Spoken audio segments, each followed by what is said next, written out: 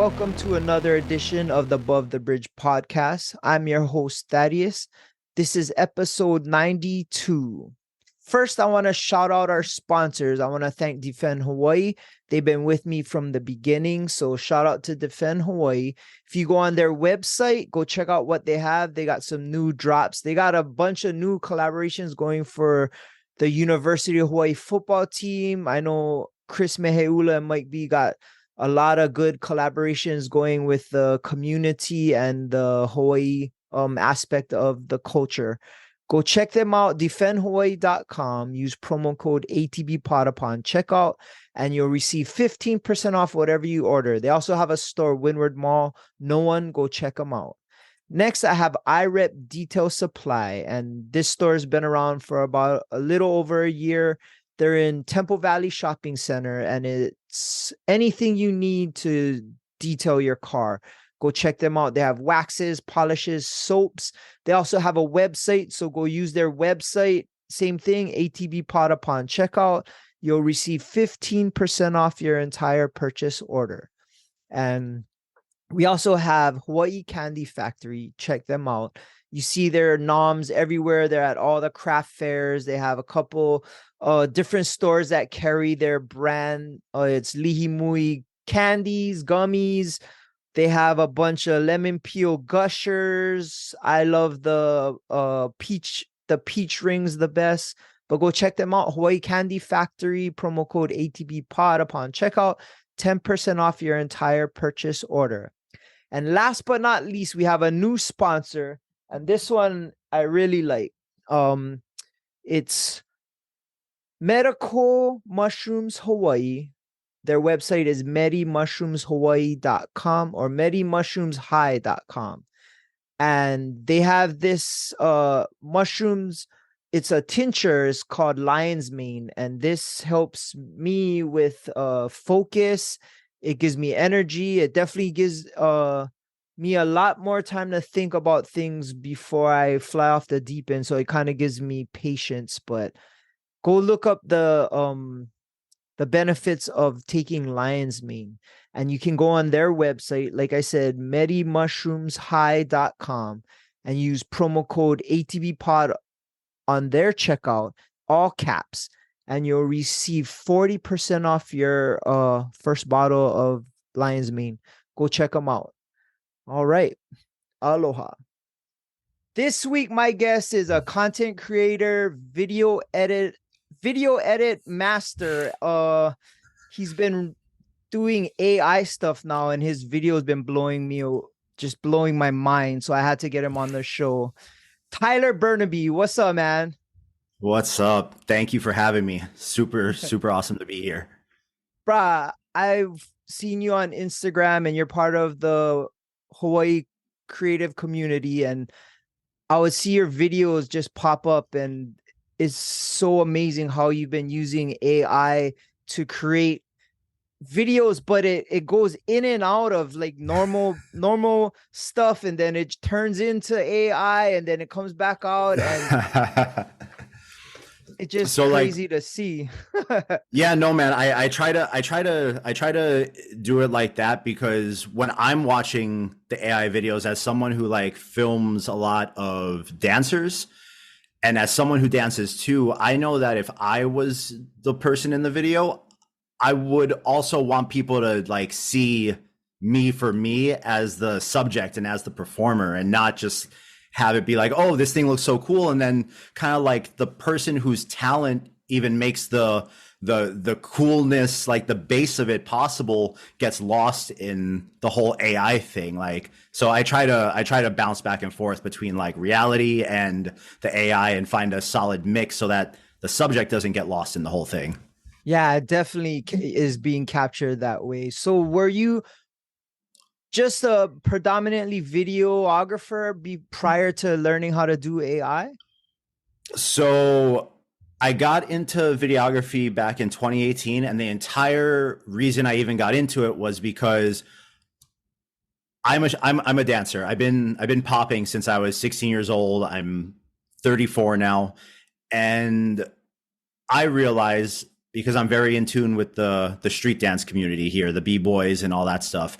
um, all these dope people I know and all these people I'm really good friends with just from years of dancing, like no one in Hawaii had high quality social media content the way that I was seeing it on Instagram and Facebook and whatnot from dancers in the mainland.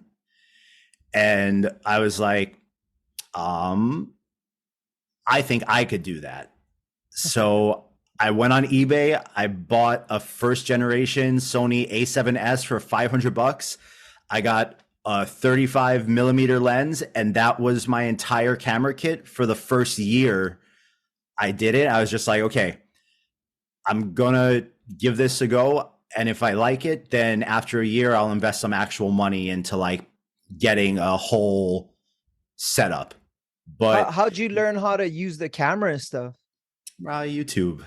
That's literally it's the YouTube is all you need to do anything now. Like that's it. Right, I've been hearing that so often. It's the University of YouTube is becoming a real thing. It's what it is, man. It's the as if you grew up using the internet like we did, because I'm guessing you and I are around the same age, right? Yeah. So like if you grew up using the internet, there's no reason why anything like you want to learn that you're passionate about learning is out of your reach. Yeah, I agree. I just had one of my friends on that does mushrooms, and he used YouTube to learn everything off of that, and it's amazing. He's built a company around it now. That's it, dude. Yeah, I mean, I'm not gonna lie, it was frustrating at first, but I really just set out at first to make dance videos that were the type of dance videos that I myself, as a dancer and as someone who like constantly consumes dance content on YouTube and stuff, I just wanted to make the videos that I wanted to watch. Okay. That was the entire mission from the beginning. I want to get good enough to make the videos that I want to watch. And the camera has just completely taken me places that I would have never imagined I would be at if you were to take me back to 2018. So starting off with that, was it just predominantly dance videos you were shooting, or were you shooting other things as well? It was strictly dance videos. In the beginning, I had no desire to shoot anything other than street dance. I didn't even want to shoot like choreography dance classes because that's not my thing. I wanted to shoot b-boys. I wanted to shoot poppers. I wanted to shoot anything dance related that was hip hop and try to capture it in its rawest form, but with my vision on it. Oh, nice. Was the local dance community receptive to it? I know a few b-boys and stuff, and I always feel like they don't get enough shine. I went to a couple battles and stuff. So one of my friends that I'm really close with, Donnie, he does a lot of b-boy stuffs, and they put together some battles, and I just feel like that whole genre is kind of getting bigger, but definitely not nearly where they should be, I think. Well, I will say this. The hip hop dance scene in Hawaii, specifically for breaking and popping and what you would now consider like all style events, this is the strongest the street dance community in Hawaii has ever been. Oh, nice. As far as I can remember growing up, because there was a long period in the early 2000s where it almost felt like everyone kind of stopped and promoters weren't throwing events. And then it's kind of ramped up and gotten to a point where now like we're the ones throwing the events, and the people who really care about it, who have been in it for a long time now, are the ones running the scene. And that's what's strengthening it even more. That makes sense. So was it easy to get people to help you build content back in those early days? 100%. 100%. No one even batted an eye. And like at some point, I have made a video with, I want to say, every dancer on the island that I respect. And if I haven't, it's just because our schedules for whatever reason never lined up.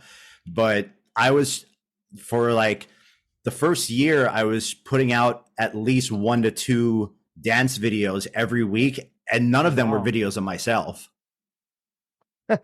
So you're getting a lot of response. Did you ever want to get in front the camera?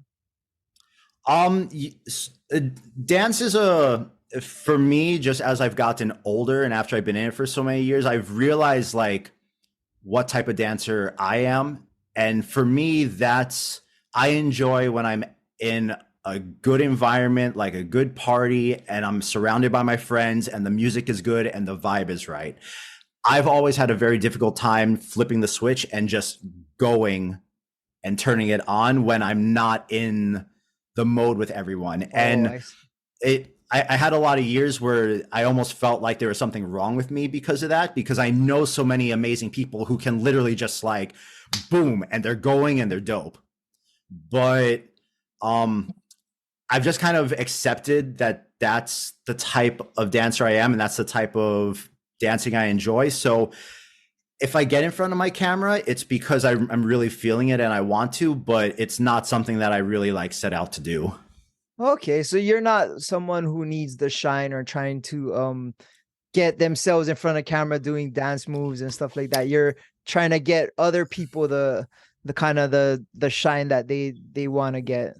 100% of everything good that has come into my life because of social media and because of all this stuff I've been doing now has been because, at least I think so, has been because I've always focused on putting the spotlight on everyone else and not really trying to do it for myself.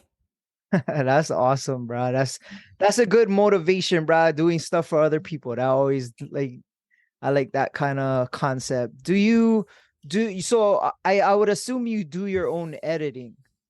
Yes. Yeah, So I'm a stickler for quality, and I like doing everything myself, which sometimes is detrimental, but yeah.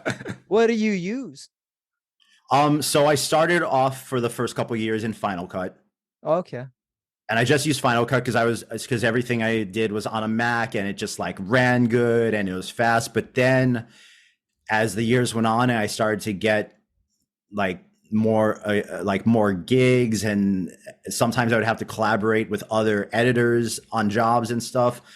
I realized that almost every professional environment uses Premiere. Okay. So was it easy to So switch over? yeah, by the time I did it, I think I just took like a Saturday, Sunday, and I watched like a crash course video on from like Skillshare or something on just like the basics of Premiere just to learn my way around it. And after that, I was like, I don't know why I wasn't using this sooner. Like I actually think it's easier and I have more freedom to do what I want in it than I did in Final Cut. Oh, that's weird. I edit my own show and I had the same uh concept, but it was from iMovie to Final Cut. Everyone started on iMovie. Yeah. But yeah, it was like the same thing. I learned a lot on YouTube, and then I had one of my friends who was a big video Mhm. editor, DJ Hoppa Boy, help me with whatever Yep. questions I Yep. had. And yeah, Nice. it's been interesting, and I'm learning. It's a cool concept, and it's definitely something I enjoy because I'm learning something new and it's something I've never done before. But I definitely want to expand and get better. I might have some questions for you in the future. I mean, it's fun, man. Especially if the stuff you're working on in editing is stuff that you're actually passionate about, and it's like a project that you want to make. It becomes fun to like be the person crafting the story. Yeah. And then especially when like it's done and you send it to your phone and you just like sit there and watch it to know that like you made it, then you send it out to the world and you get the response, and then it just I I love it. Yep. That's exactly one of it's becoming addicting for me, to be honest. And yeah, I'm learning it. Using it like to do videos for my daughter and stuff like that. And yeah, it's been fun. And you're right. Like you spend all that time starting from something, and then it becomes something bigger, and then like you said, it's on your phone. And once you hit send and it's out there for everybody to see, it's kind of cool that you actually did something out of nowhere. Yeah, man. Social media and creating stuff for social media and all that kind of stuff. It's definitely a like it compared to just what I remember, like the world and everything being like when I was like in my early 20s compared to now in my like early to mid 30s, like crazy times we live in. So you probably started social media was what, MySpace? MySpace, yeah, I think I started on Zanga. Oh, Do you okay. remember? You remember Zanga? I remember Zanga, and what was the other one? Friendster. Okay, so I never did the Friendster thing. I remember seeing the Friends. I remember seeing the Friendster ads late night on like MTV commercials. Yeah. But yeah, I started with the blog site on Zanga, and then MySpace, and then eventually Facebook, and it just yeah. So I always ask this question for someone who's kind of popular on social media. What have you noticed that was positive about social media and how it is now? And what do you think the negativities are?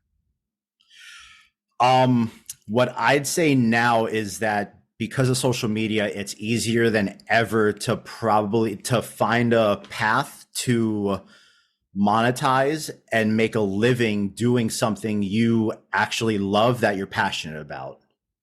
I really think that in this day and age is easier than it ever was before.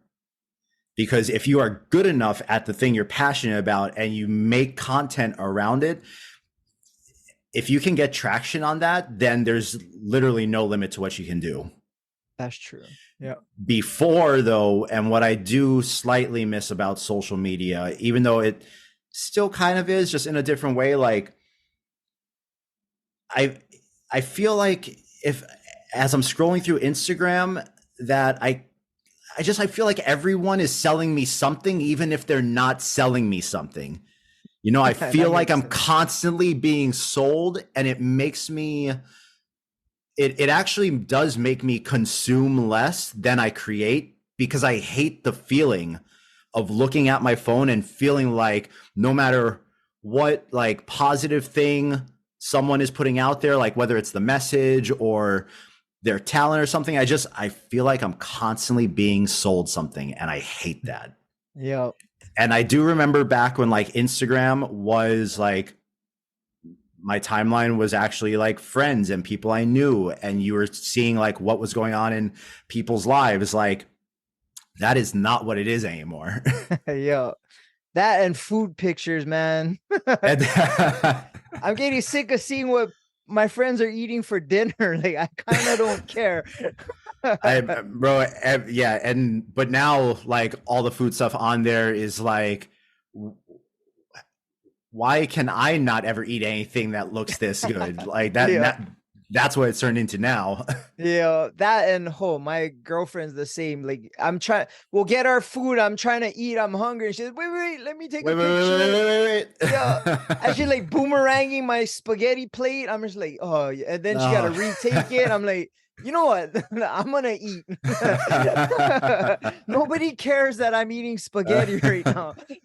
Exactly. Yeah. Exactly. Go ahead. Oh no, I was gonna say I try to limit like even like my stories on Instagram. Like I really try to limit it to like things that are in somehow relevant to what I'm showing people on Instagram, and I try to not go so off the deep end in like my personal life or things that are just like have nothing to do with everything else that is on there. Yeah, that makes sense. Yeah. I like to use social media to give like my friends shine. Like if my friend has a business and he's coming out with something, I'll post their story. I have a close friend that DJ Hopper Boy. I always repost his stuff, and I always feel like it's so accessible to help other people on social media. That's one thing I do like about it. I don't like how much time I spend on it. It gets kind of like you said, Mm-hmm. Kind of the similar things you're just looking at and you're scrolling. There's like 40 girls in bikinis and like it's all right, okay. Then there's food, and then it's like, okay, where I do like to get a lot of inspirational things from social media that, like you said, it's accessible to you now, which wouldn't if social media wasn't there. But um negativity, I just don't like the fact that the younger generation is being so emphasized on social media, where it becomes their like such a big predominant part of their life that nothing else matters to them, and I don't like that It's part. only going to get worse. Exactly. It is not. You have to figure out. I feel like that. I tell my girlfriend this now all the time too. I would hate to be a teenager in high school now with the way that social media is. Like, imagine being able to like know everything about whoever it is in your school you want to know without actually knowing them. It's actually kind of creepy, Yeah. but I just, thinking about that, and even like how the dynamics of something like dating has changed in the past, like say 5 to 6 years, Yeah. just like completely different social dynamic all around because of it.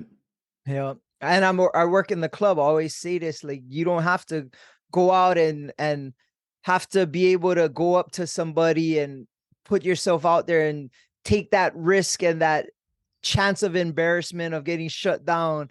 You can just do it All on right, your bro. phone, man. And if you get And shut no one down, has to you know lose. if you got Yep. shut down. No one has to know.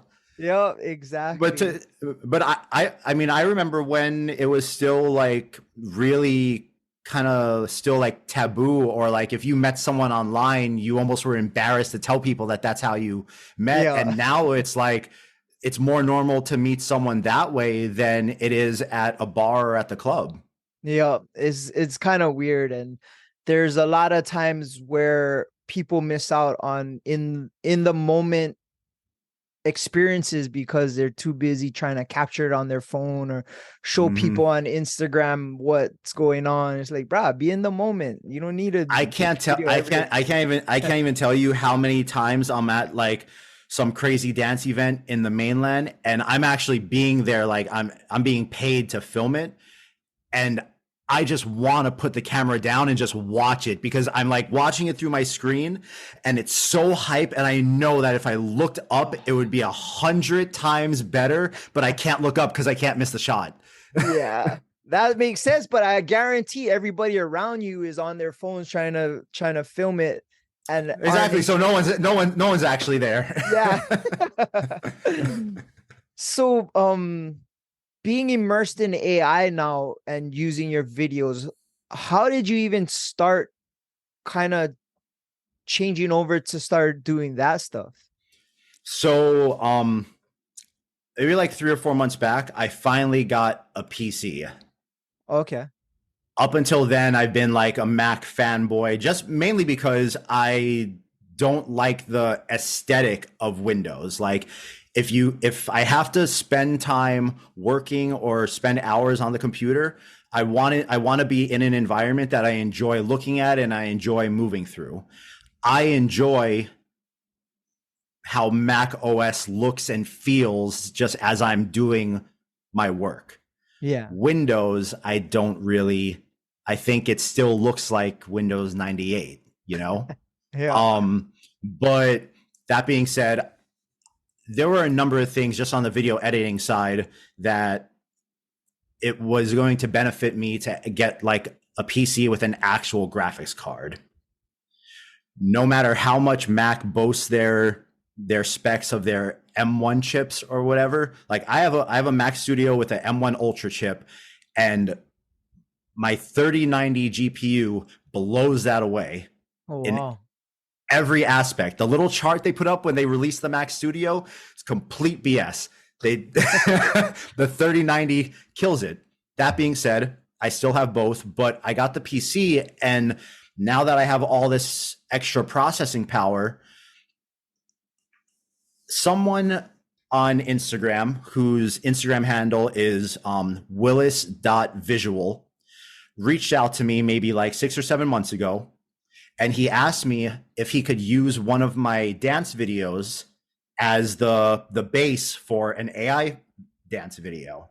And at the time, I didn't really know. I've maybe seen one or two of them around, but it didn't really sink into my brain.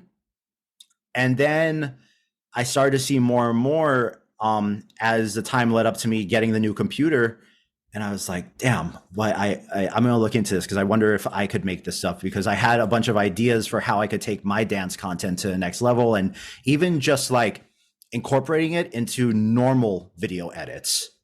Oh, I see. And the more I dived into it on YouTube, I realized like, okay, I can't do this on a Mac. Like I could, but I would have to pay to render everything from like a computer somewhere in the cloud that's running on an actual GPU, because the Mac just doesn't have enough processing power to do the AI videos. I can imagine. I got the PC, and within 3 weeks of having it, I just dived in, how-tos, rattling my brain, trying to figure stuff out. You can see the first AI video I made on my Instagram if you scroll back. It's literally the first AI one, and you can see how flickery the image is. How it still looks trippy, but like it's from every frame, the image is changing. So okay, wait, let's rewind real quick so that makes sense. Okay. Yeah. When you're watching these AI videos, what you're actually seeing, you're not seeing like when you feed a video to the AI and you tell it to do the stuff, it's not reading the video as a video. It's breaking the video up into individual images, right? Okay. And then it's taking each individual image and rendering that as like its own individual image based on the prompt that you give it. I see. Which is why when you're watching these videos, you notice like all these little changes happening and like stuff is flickering all over the place. That's because it can't hold the exact same consistency from one image to the next.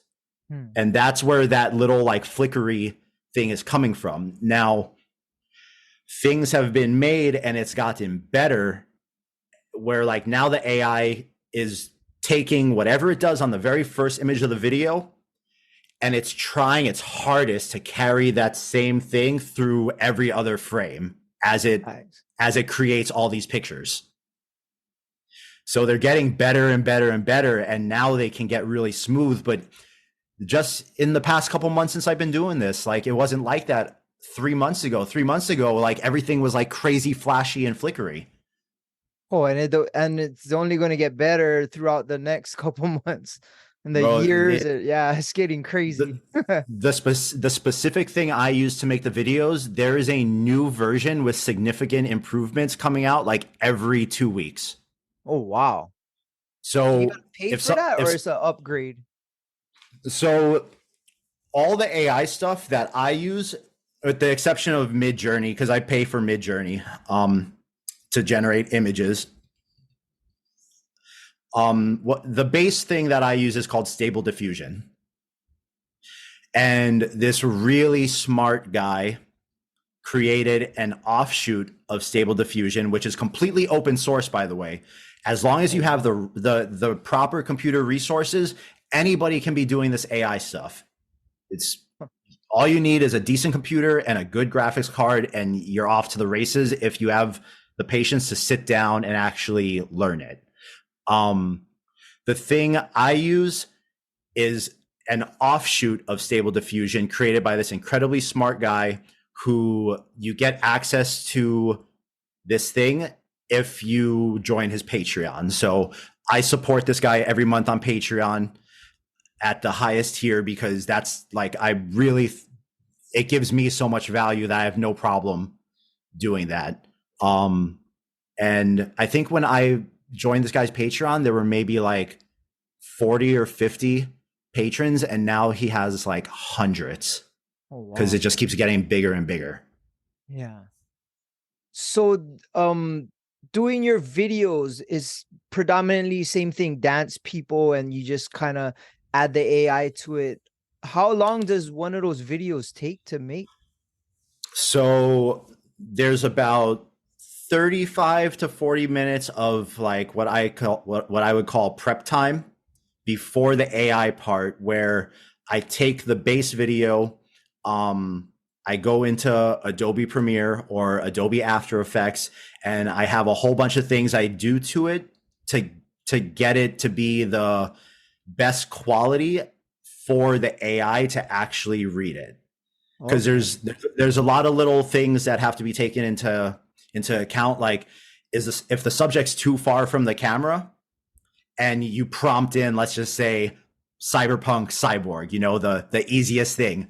Yeah, If the subject is too far from the camera, it's going to take that cyberpunk cyborg prompt that you wrote, and it'll apply it to them, but it's also going to try to draw that cyberpunk cyborg all over the frame because your subject isn't taking up enough of the screen. I see.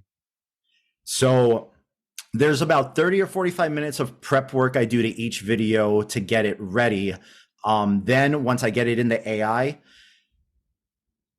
unless I get really lucky, which is very rare, I'll spend anywhere from 3 to 5 hours just until I nail down a prompt and get like a style I'm really happy with, and get the first couple frames to be consistent enough that I'm like comfortable if like I go to bed and I leave it rendering for the night.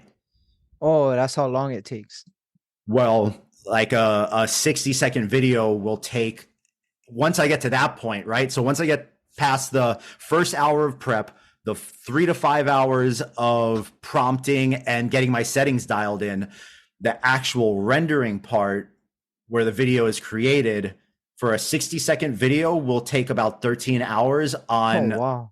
a 3090 graphics card. Oh, how much space does that take? Oh, it's not that. I mean, yeah, my space is kind of becoming an issue because a 60-second video is roughly 1,700 individual images. And figure too that, so you're storing those 1,700 images, and then there's another 1,700 images for the mask of the video where it outlines everything.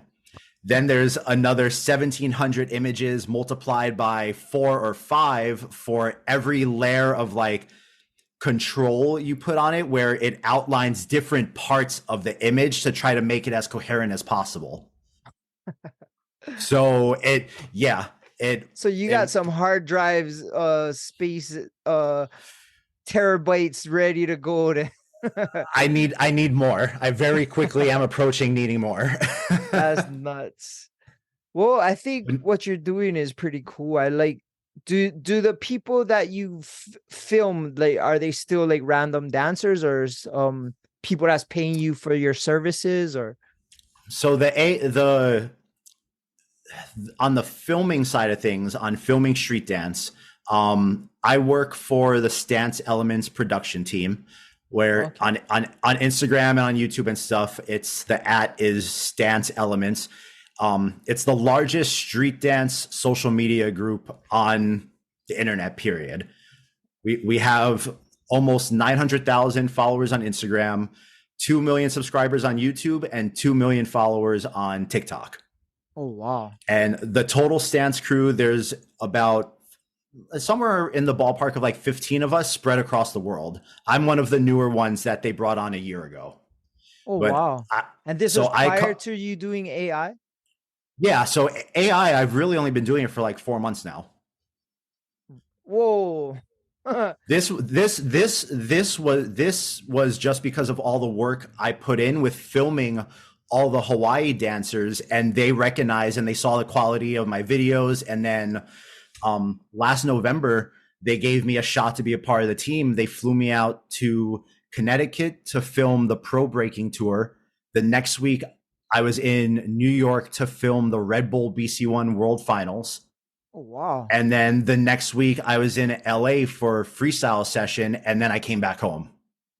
Wow. So they respected your talents just from your dance videos without any of the AI stuff. This was way before that.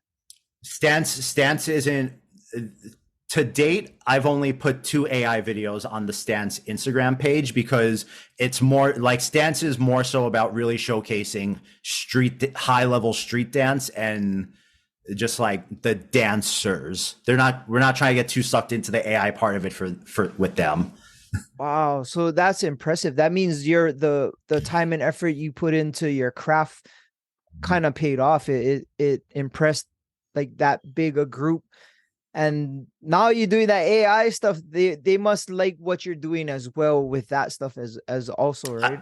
I mean, I don't know if you just saw the video that got posted yesterday on my page, but because of the Barbie movie and all the hype around Oh yeah. Barbie, the our main producer for Stance had just filmed a locking video with 2 really dope dancers in Korea. Yeah, in South Korea. And it was to the Barbie song by Aqua. And he sent me the video. He's like, "Can you turn her? Can you turn her into Barbie and him into Ken?" And I was like, "Yeah." I took a day. I did it, and it's. I think the video has like almost probably 50,000 views right now. That's awesome. Yeah, it's pretty nuts. Do you think it's going to be to the point where AI becomes so easily accessible to like the average person where like there's an app to do that for you?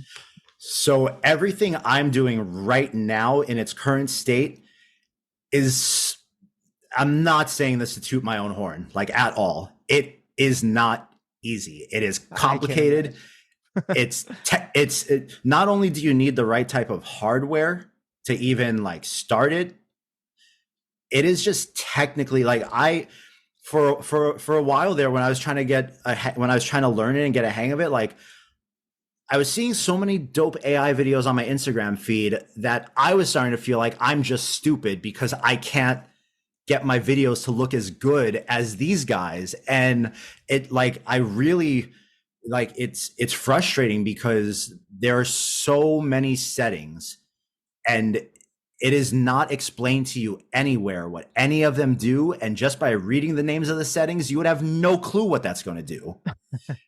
And so it's one of those things where like you will get the quality out of it for the hours you put in. And when I say that for the past 4 months, I have been obsessed with this stuff. If I have not been editing something I was getting paid for during the day or eating or sleeping, I was sitting here and I was figuring this out. Luckily, I fell into a really great group of, I was invited into a small like private Discord server because because a few of the right people saw my work and recognized it, and I was brought in. And so now I'm in a small private Discord server with a lot of just like really talented AI artists who are good in all kinds of different aspects of AI. And that has helped me grow exponentially in an even shorter period of time. Oh wow. So you guys share tips and tricks and learn from each other.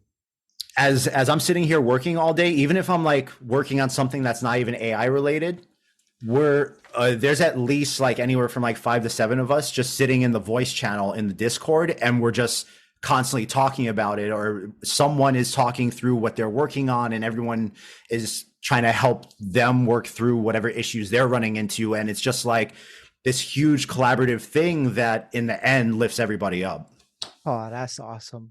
Oh, everybody helping each other grow. I always like that kind of stuff.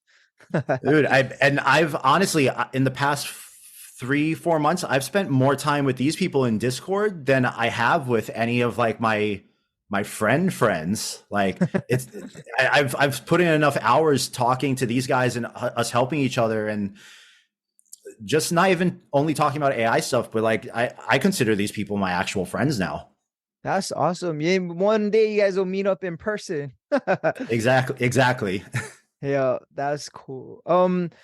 I know a lot of concern is coming up with AI, and I'm probably sure you see all those movies where they take over and like it's gonna be bad. Like, how truth is that science fiction coming to be about now? And do you believe it's going to be a problem in the future? Um, I think just like with the internet, because I do think that AI is probably the next largest like leap forward for us as like a civilization since the internet. Okay. And obviously when the internet was first released, no one back then could have ever imagined could ever have imagined what we're doing right now, right? Exactly. I don't even think we can imagine the ways that the AI stuff is going to impact our lives 10, 15, 20 years from now.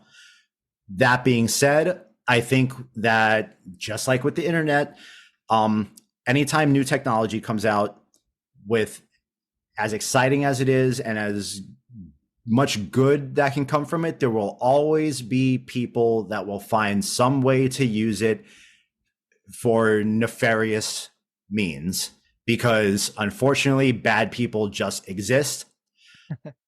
I don't think anything is inherently bad, but I do think bad people find ways to use it for themselves. Yeah. So I think that that part is inevitable. We're gonna see like if you thought the Nigerian prince email scams were bad, or the you're like super annoyed by the telemarketer calls you still get that you can't quite get filtered out all the way. Like the scams on the phone, the scams online are going to get even worse for years to come, but there's going to be way more good stuff that comes from it. That's true. Yeah, there is, and like you said, it's always a few people that just take something good and mess it up. But do you think it's gonna be? I don't know. Maybe it's just me watching crazy movies like iRobot and stuff, where AI becomes a situation where it's self-protecting and self-motivating to do things Mm-hmm. to protect itself or to grow or take over. Is that just nonsense? I'm so I'm I wish I could even be educated enough to answer that. I'm not I'm so deep in on the art side Hmm. and I see what a difficult time it has keeping a coherent hand that right now I can't imagine that. But then we also see like how advanced stuff like ChatGPT is Yeah. getting in such a short period of time that you know that thought isn't that far fetched for AI to become like its own sentient self and start wondering like, what am I? What is my purpose? Yeah. But I don't know because I don't know enough about machine learning on that end of things. Understandable. But I do know that as long as it can't create a nice five-fingered hand, We're safe. most of the artistic jobs are safe. Nice. But no, I got a little sidetracked. But you had asked me earlier if I think all this stuff I'm doing is eventually going to get easier for everyone. Yeah. Absolutely, I think everything that I am spending hours to create right now will eventually be easy enough for mom, dad, and grandma to do it on their iPhone 15 or whatever number iPhone we're on by then. But if you are someone like me and you're involved with the AI stuff so far ahead of the curve at this point, as far as the art's concerned, I would like to think that by the time what I'm doing now is easy for everyone else, I'm already on to whatever the next thing is. So you're not going to be complacent. You're always reaching to level up. If man, if I and look, if I wouldn't be being transparent if I said that as like a creator and as making like a full-time living with all this stuff, I had it all figured out. I'm still trying to figure that part of it out, but I'm content doing that, knowing that I've got to myself to a level where I don't have to wake up and go work a job where I want to shoot myself every day, having to go go somewhere, work for people I don't like, talk to people that annoy me. Yeah. Like, I don't have to deal with any of that. So I'm happy with where I am now, but I recognize that with this path that I've chosen, if I don't try my hardest to stay ahead of the curve, then you can easily become irrelevant and be forgotten about. That makes sense. And that's a good motivator to not be complacent and to level your game up and to kind of seek out what's the next thing coming and But also, be innovative. you just gotta like, you just gotta like what you do. And I think if you like what you do, you're gonna naturally stay up with the That's progression. true. Anyways, like, I have not been so creatively excited about something as I have been the past 3 or 4 months since I've really been diving into the AI on the art side of things. Like, I have so many ideas for things I want to create for myself, just to create, that I personally haven't seen on social media yet. But right now, like, I have so many just like normal work projects, and then I have AI commissions, and I have 2 AI music videos that I'm working on for people in the background, that I just like, I don't even have the time to make the things I really want to make. That's always the rough part, to balance everything out. Mm-hmm. Where do you see yourself taking this career, and what do you see yourself doing in the future with this? Well, right now, I am working with a group that is trying to get a really strong, talented pool of AI artists together and actually build out like a visual effects studio that specializes in all the different aspects of AI art. Wow. So that's something that I'm really excited to be a part of. That is still in the works, but I could see that being something that could maybe take this from being like an after hours content creation hobby to something that's viable to actually be the career. Wow.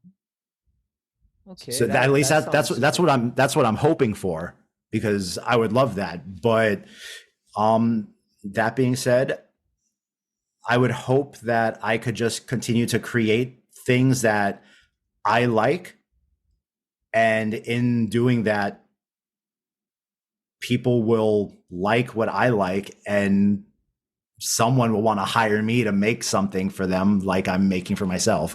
Yeah, that makes sense. And yeah, you've been blowing up. Like what would be your goal to how you could help other people learn this stuff? So that, man, that's a hard one, because like I said, like, even the thing I use, a new version comes out every 2 weeks, and then the settings that were relevant on the previous version, like, they produce a different outcome on the newest version. So a lot of YouTube tutorials you'll find for the specific thing that I use will, like, if you're watching one that's like 2 months old, it's not really going to be relevant to teach you anymore. Wow. That's how quickly the stuff in the space I'm in is moving. But um I have been very open with helping people, as long as they're not just there to take. That makes So sense. even with the group of Discord people that really helped me a lot, I'm constantly looking for ways that within my skill set of all the things I know I'm good at, I can add value and bring value back into the group. A lot of people, especially if you read comments on social media, it's a lot of take. I want.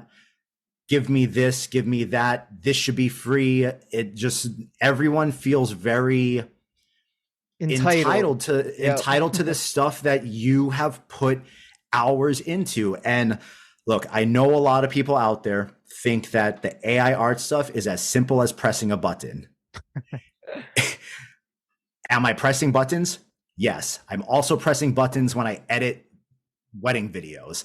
Yeah. It is not easy. And it actually takes a bit of grit to sit here and not yeet my computer out the window. I can imagine, bro. But no, man, the AI art community in general, I think, has been very open and very helpful. All the Discord servers I'm a part of that are related to it, everyone is super nice, super friendly. Everyone is willing to help. That being said, we're all everyone's in a space where even the people that are good at it are still figuring it out, because none of this stuff has been out long enough for anyone to be like, I'm the expert, here's my course, you know? Yeah, yeah. That makes sense. Well, you seem very busy, bro. What do you do for fun and on your free time? That's a that um so all my free time was going into this lately, because this is how I've been having fun. Okay. But with that being said, if I'm not doing this, I do like to get outside at some point every day. Going to the gym just isn't viable for me anymore, because like driving down to UFC, waiting for the parking, the whole I know you know exactly what I'm talking about. Yeah, for definitely. that part. But I have a whole little gang of kettlebells outside. I got a bunch of weighted jump ropes. That's my unplug and disconnect time. And I live over by Diamond Head, so I really enjoy going out for runs and stuff like Okay. that, just to clear the head. I try to dance as much as possible, but sometimes, just because of the nature of Hawaii and how much I work, it's just not possible. I have like next month I have a dance event I'm going to film in Vegas, and even though that is work, that is fun for me, because when I go to these events and I film for Stance, I get to reconnect with all these dancers that I consider friends that I haven't seen for years, sometimes at a time. And yeah, I'm filming, but there's also a large amount of time where I actually get to dance and get to party with everyone too. So Uh, I get to, those jobs are my reprieve from my day to day. But right now, dude, it's I'm very much on a path of, I haven't figured everything out for myself yet, but I'm just trying to put in the work every day to do that. well, it's showing, and your following is getting bigger and people are taking notice. And I'm myself included, because I have never seen videos like what you've been putting out. And immediately it was like just mind blowing, and it's very creative, and it doesn't look like it doesn't take a lot of work, bro. I was like, there's no way that he's just slapping a app on there, and like it looked very There's intricate and there's hard. always one comment that asks, "What app is this?" but no. So here's the interesting thing for me. Here's the interesting thing is, now with what I know about the stuff that I'm using to create these videos, and with some caveats and some limitations, you virtually have, like, your imagination is the limit to what you can put on the video, right? Yeah.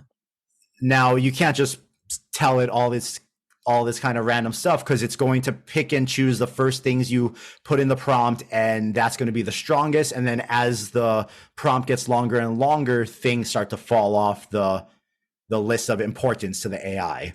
Yeah. In a world of creativity where we can virtually right now create anything we want, I'm still scrolling through social media and seeing people creating the same things as one another using this technology. Like, and I said it on the YouTube interview I just did, like, how many anime waifus and like cyberpunk cyborgs are we going to make before people start to try to find their voice in this thing, where they can now, with as little artistic skill as possible, have as much of their creative voice be heard as they want? Yeah. Does that make sense? Definitely Like makes sense. there's unlimited creativity at our fingertips, and people are still just making the same things they see other people making. So if anything, I don't think AI is making it easier for most people to create. I think AI is actually exposing the lack of imagination a lot of people have. That makes sense. It's like somebody sees something cool on Instagram, whatever, and it's like, okay, I can do that, and then they come out with the exact same thing. And it's definitely not creative. It's kind of Have copying. you have you seen the videos of the dancing statues? You must have seen at least Yeah. one dancing Yes. statue. Yep. So Yeah. I know the guy who started that trend. His name is Gertie, and he's a super nice guy. It's just he struck gold with that one. He had like 8,000 followers, and that video got like 50 million something views, and now he almost has 1 million followers in less than 2 months. It is crazy. His life changed.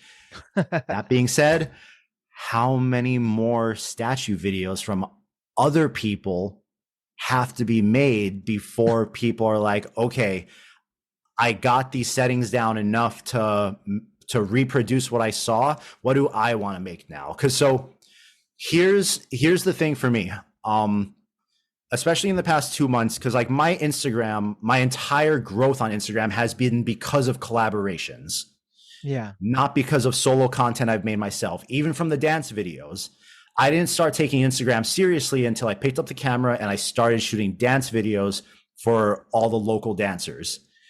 And that was even before there was the collaboration function. But when the collaboration function came out, I only did collaboration videos. I had no interest in being in front of the camera and being the star of my show.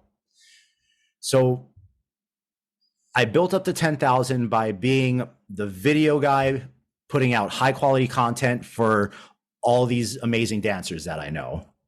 Once I started doing the AI videos, I started off with dancers I had the pre-existing relationship with that I had done videos before in the past. Once those videos went out into their network, people started DMing me like, hey, how can I get one of those videos? And all of a sudden, the people DMing me for that, oh snap, this person has 30,000 followers. Oh, okay, I'm going to do one for this person.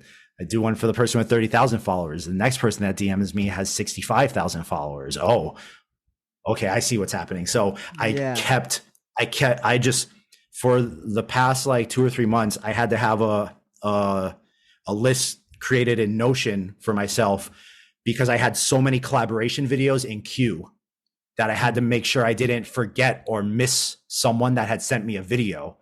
And everyone had like anywhere from 50,000 followers up to like 700,000 followers. And I think the biggest guy I did one with almost had 1 million. Oh, wow. And when they And send you the videos, do they tell you what they want or let you have creative control on how it's done? I always asked them when it came to a collaboration like that, like, I don't want you to specifically tell me what you want to be, but do you have like a general direction you would like me to attempt to go? Not making any promises because sometimes the AI just don't cooperate like that. But Yeah. is there like a general thing you would like to see yourself as or that? And 95% of them are like, your stuff Do looks your dope. I thing. trust you. Yeah. Yeah. And I and and definitely I try to be respectful to what it is they do, whether they were a dancer or a freestyle soccer creator or just whatever it is they were doing. I tried to like keep that in mind and make something that was fitting and that was like sensitive to what they were doing. And if they were a dancer, I would listen to the music they were dancing to in the video, and I'd try to find something that like, and think of something that like, how does this song make me feel? That's what I want them to be, Oh, that makes sense. So instead I'm of just sure, slapping robot on them. yeah, and I guess I would imagine that the outcome is very pleasing to the clients that you're working with. I mean, no one's complained yet, and no one's taken a video down. But no, it's been cool, and I hate to say it, but the past couple months, I almost felt like I was like climbing a ladder of influencers because Nice. every couple days, every week, I was making a video for someone larger. And like, who would have thought I would get to a point where I was ignoring DMs from people with 1.8 million followers because it just like either the way they DM me wasn't really respectful, or I didn't get a good vibe from them, or I would just look at their page and I'm like, this doesn't really mesh up with me. Yeah. Oh, I'm lucky then. You answered my DM to come on my show. Stop it. Stop it. Bruh, I'm very impressed with what you've been doing, and I'm really excited to see the progression over the next year of what you got going on. And I think you have the hustle and work ethic behind whatever you're doing, that whatever it is going to be successful. It could be whatever you choose, but I feel like you're somebody inspiring that is driven to use their passion for what they're going to be living off of. And it's like you're betting on yourself. And I always say it on this show, that's the people I like to talk to and inspire me and help me become a better version of myself. Bro, without saying any names, I've had two large careers in my life prior to doing all this and picking up the camera. And at the end of my first career, I put 13 years into. And my second career, I think I put almost 5 years into. And I ended both of those feeling like all the work I did was not respected and just not appreciated and for nothing. And I refuse to feel that way about what I have to spend the majority of the hours of my day doing ever again. That makes sense. Well, that's probably why you work so hard at what you do, man. And yeah, that's a good motivation force. And yeah, dude, what you got going on is going to be inspiring for the next generation as well. And I honestly like how much you're showcasing Hawaii dancers. I know that it needs a lot more light to be shined, and yeah, it's a community that's growing, and I wish it should, in my opinion, should be bigger than what it is now. Well, luckily right now, especially because I've had so much going on with the AI stuff, and I haven't been able to be out and filming dance videos in the capacity that I would like. Luckily, stuff has really kicked off for everyone, and you got guys like Hijack, who, you know, he went overseas and he's been killing it everywhere outside of Hawaii, and he's such a great role model for all the kids here at home that like Hawaii is not short of any inspiration. Luckily now the phones are all better, so everyone can make dope social media content without necessarily even needing someone like me. But whenever I have the opportunity, you know, what I always try to do, like all the dance videos you see on my Instagram, I try to maintain enough like brand work and commercial work and keep like enough of my other business going. So if the dancers are dancers that I really like and I respect and I like what they do, I try never to charge anyone for a dance video. That's awesome. Pretty soon you're gonna need AI to help you create more time for yourself, build another version of you. please. Well, man, we've been going for about an hour, and I appreciate you taking time out to come talk to me. It's something that interests me, and I'm sure anybody watching this and will get inspired and learn a lot more about AI and understand how much work, effort, and time goes behind it. It's not just, like you said, someone using an app to make a cool video. Yeah, man, no, it's a lot. And I think what I'll end off with, especially because like right now I know that the whole Hollywood strike is going on and AI is a large part of that conversation. Yeah. For stuff like that, I think that instead of getting mad at the technology, you got to get mad at the people that are choosing to use the technology in that way. Because let's face it, unless you're part of that top 1% of actors or whatever, like most actors aren't like, most of them have other jobs too, Yeah. you know, Yeah. and it's the executives that are making the choices to kind of screw people over. And if it wasn't AI, it would be something else. That's true. Yeah. If it wasn't AI, it would be something else. But I really think that once people start really seeing the possibilities and how it could positively impact them and what they do, or maybe even allow them to follow, or even like just as a hobby, pick up some type of like creative thing that they have always been interested in, but maybe they just never thought they had the technical skills or like the ability to do. I think more people are really going to start to appreciate what it can do. And yeah, it's definitely not going anywhere. So Yeah, that's for sure. Right right on, on, man. man. So where can people find you, watch your videos, or hit you up for information? Where can people access you? Yeah, so my main platform is Instagram. You can find me at jboogs.creative. That's JBOOGX period creative. Same username on TikTok and same on YouTube. My plan for the next 12 months is to start actually creating long form content for myself and start putting real effort into the YouTube thing. Especially since I have literally all the equipment I need to do that. But Instagram is the best way to reach me. I do have a website. It is www.jbcreative.studio.